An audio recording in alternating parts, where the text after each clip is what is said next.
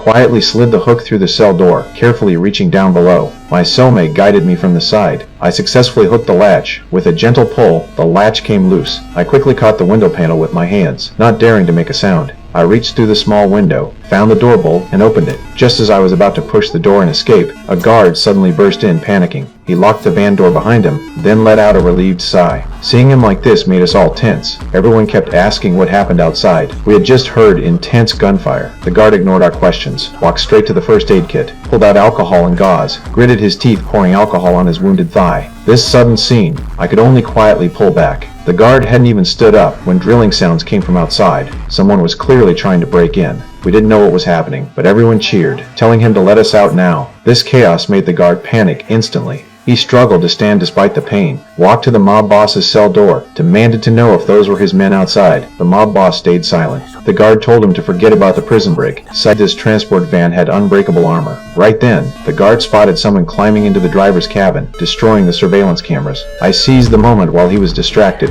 pushed the door open, knocked the guard hard to the ground. The guard reacted fast trying to close the gate, but I blocked it with my foot. In an instant, we were locked in fierce combat. The guard pressed on my eyes. Pain made me explode with strength. I shoved him away hard, then moved in to keep fighting. The guard's leg was injured.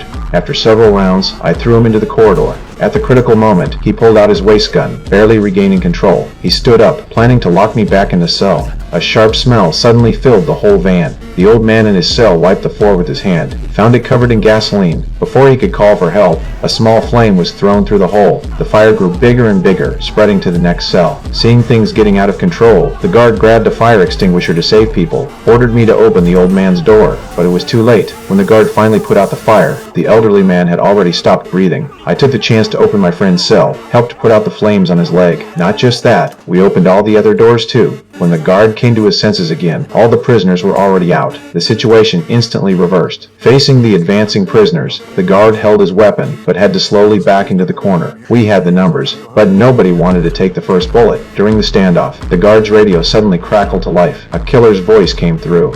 Su pistola no tiene balas.